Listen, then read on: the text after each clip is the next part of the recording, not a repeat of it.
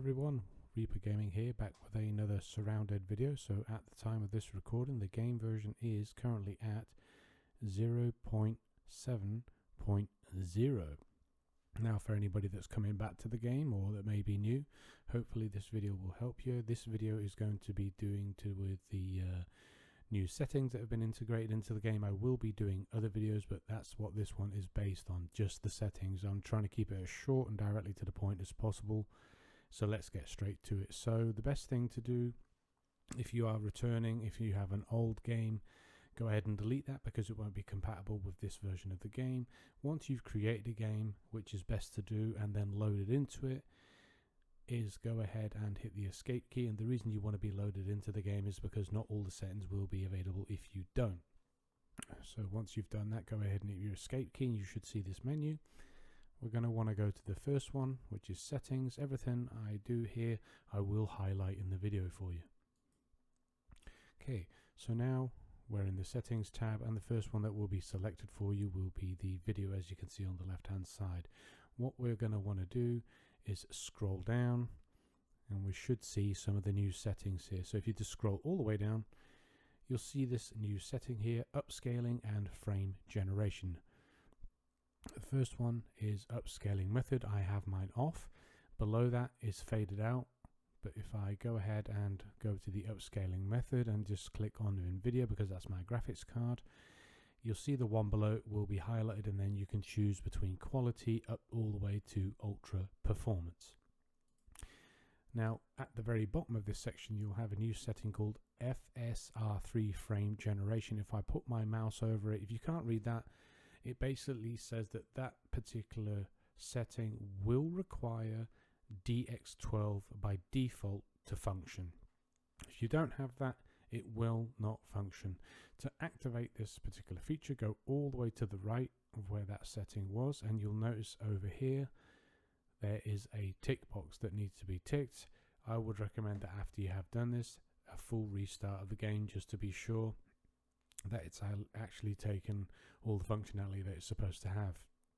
Okay, so another new feature, if you just go down here where it says other, all the way at the bottom of this we now have a section here where it says inventory item picture quality. So for those of you who may not be bothered about picture quality within the inventory, or may not be running that great a system and you want to just lower things to get better FPS, we now have the option to go between low all the way to cinematic. And that's about it for the video section of this part of the video. And now we're going to move and stay on this screen. We're going to go to the left hand side here and just go ahead and click on gameplay with your left mouse once, and here we go, and it should have opened this window for you. Now all this may look very familiar to you if you're a veteran return to the game, but something that I just picked up on in my short time playing the video was this feature here, the fourth one down, disable zombie eyes. I'm not too sure what this exactly is, but I think what it's to do with is that in some videos, if you noticed, or in some of the gameplay, that the eyes of the zombies were glowing extremely strongly. If you go to the far right here, you can check that box. This does require a full restart of the game. That should turn that off. At least I think that's what it does anyway, but that's yet to be tested for those of you who were a bit bothered about the eyes glowing too much. Okay, so let's move on to the next one. Okay, so once we're done with that setting, just go ahead and hit escape. Should bring you back to this menu here, and the next section we're going to want to go to is the one below that, the difficulty settings.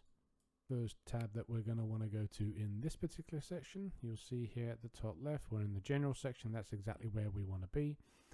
And now we have a feature in this section. If you go to the third one down, block building at major POIs. Obviously that's up to you if you turn it on and off, as is anything in this game. I would recommend having the box mark checked here all the way to the right, because if you build too much at POIs, I mean, the loot just isn't going to spawn for you where you might want it to spawn. As soon as you place a base somewhere, it's going to disable the loot from spawning within a certain distance, and you obviously don't want that.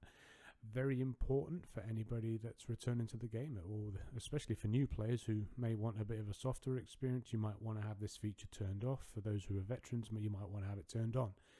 Down below that we have this new item section here where we have weapon, armor and muzzle attachment durability. To the right of that we always have these little check boxes here. If they're checked, it's enabled. If they're unchecked, they're disabled. Below that, if you have them all those 3 boxes checked, we have these little slider bars here.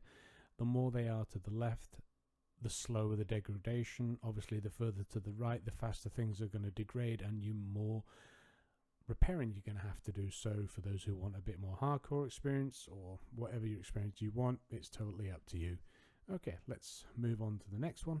Okay, moving on to the next one, we're going to want to go down to the third one here on the left, loot/environment. Let's go ahead and left mouse click on that once. Third one down, loot degradation as days survived increase. So basically this means if you have this box checked, the longer and the more you survive the days in a row and don't die, the less loot you're going to have, which will obviously give you a very hardcore experience. So down below that you have the rarity section. So I've got mine all at abundant at the moment because I want to make some tutorial videos to help you guys out if I find anything. But obviously if you have this set to normal or very low, and then the loot degradation also checked, it's going to give you that more hardcore experience if that's what you're into. So if that's what you're into, go ahead. So thanks for tuning in. For anybody that's subscribed, maybe returning, thanks for all your support. I hope this video has helped you out regardless of whether you're a veteran or a newcomer, and I'll be sure to push some new videos out as I discover more, and I'll try and keep them as short and quick to the point as possible. Thanks again guys, take care, and I'll see you all in the next one. Bye bye.